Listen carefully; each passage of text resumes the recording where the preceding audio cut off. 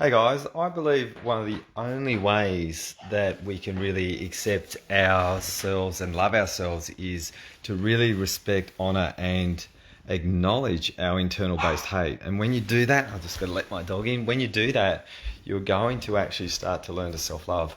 One of the things that I've seen, and one thing that I really strongly disagree with, is positive psychology.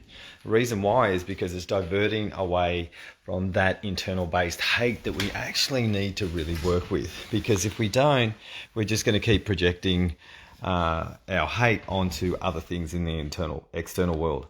Now, last year, there have been probably 3 or 4 people that if they didn't let me sit in with their internal based hate, they could have done some harm on themselves. And that's what hate does to us when it is too much. People suicide, people hurt themselves, people do things. And an easy way to do that, a lighter way of doing that, is having coffee, beer, and all the things that are actually killing us slowly. That's a way that we use internal based hate, and we actually cover it up with toxic legal chemicals that we put through our bodies. So what I want to hand to you today is thinking about how you can understand and work with how you feel around that particular word.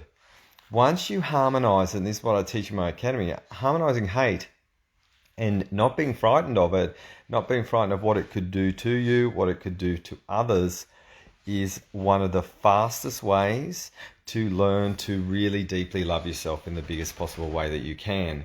And it really comes down to a gift. So I've sat in so many people's self-hate, and they've come and I've hung out with them in the place that they've been in, and it's been torturous for them. And usually in about 1 minute, they're feeling completely different. And the reason why is I'm able to sit in someone's pain so easily, because I never divert, I sit with it and I spend time with it. I never try and make them feel better. That's the biggest mistake that you can make with internal based hate. You have to actually spend time with it so it has a chance to free itself.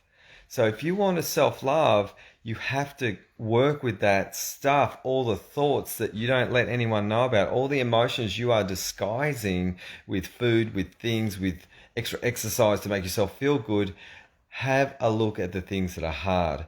Once you start doing that and you don't judge the very things that you're hiding yourself from, you will start learning to love yourself and picking yourself up off the ground. The number of people that have said last year that if you weren't in my life, my world would be completely effed.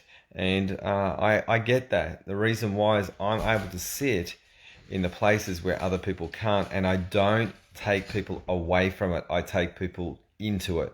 This is like a Buddhist approach.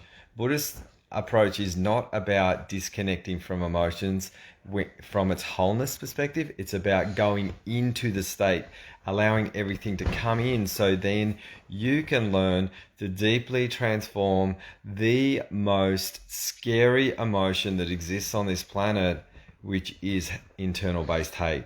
Whatever you're hating outside is nothing to do with what you're hating outside. It's what you're hating within. And you have to learn how to harmonize it. And once we do, if we can internalize and connect with that hate, then this world's going to be a different place. Until we do this, this world's going to be as it is right now. So I want you to have a really deep think about this, because I'm really, really passionate around helping people deal with the emotions that people are really uncomfortable with. I've been doing it for a very, very long time. And if you like, I'd love you to comment. Tell me what you think about this. Tell me what you're feeling about what I brought down to the table. Because there's techniques that I use that help people harmonize one of the most difficult energies, one of the most difficult emotions that exists on this planet. And it's on steroids right now. People are running. What it can do, if it's unhealthy, it runs division and pushes people away from each other. When you do it harmonically, it creates connection and pushes people together in a really, really healthy way. All right, have an awesome day, guys.